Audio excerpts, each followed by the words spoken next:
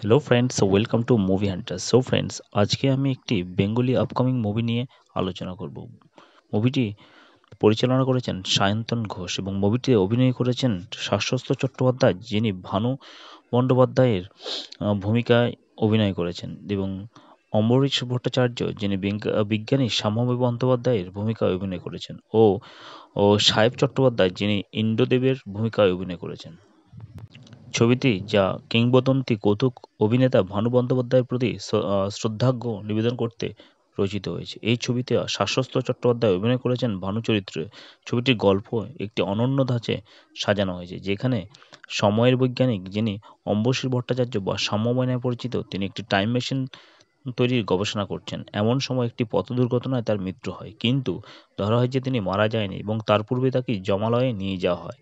তো অন্যদিকে ভানু, যিনি এই জিনিসটা বুঝতে পারেন এবং তিনি স্থিরবদ্ধ বা কনফিডেন্স হন যে মারা যাওয়ার পূর্বে শ্যামময়কে যমালয়ে নিয়ে যাওয়া হয়েছে, তাই তিনি যমদেব ও ইন্দ্রদেব এই দুজনের সঙ্গে একটি বাক্য বিনিময় শুরু করবেন বলে স্থির করেছেন, ও সেখান থেকে শ্যামময়কে ফিরিয়ে আনবেন যে কোনো মূল্যে। এটি হচ্ছে ছবির মূল কাহিনী বা পাঠ্যবস্তু। ভানু প্রতিজ্ঞা করেন সাম্যকে পৃথিবীতে ফিরিয়ে আনবেন। ছবিতে ভানু বন্দ্যোপাধ্যায় অভিনীত পুরনো জনপ্রিয় দৃশ্যগুলোকে পুনরায় তুলে ধরা হয়েছে।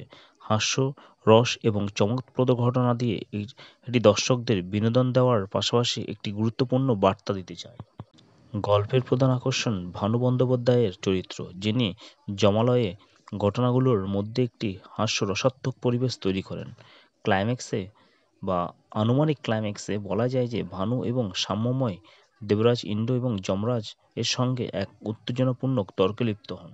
ভানু তার প্রতিশ্রুতি পূরণ করে সাম্যকে হয়তো পৃথিবীতে ফিরিয়ে আনতে পারবে। যাই হোক, আদতে কী হতে চলেছে সেটিকে জানার জন্য আমাদেরকে অপেক্ষা করতে হবে ছবিটি মুক্তি পাওয়ার পর প্রেক্ষাগৃহে টিকিটের মাধ্যমে। সুতরাং সমস্ত দিক থেকে ছবিটি একটি আকর্ষণীয় ও হাস্যরস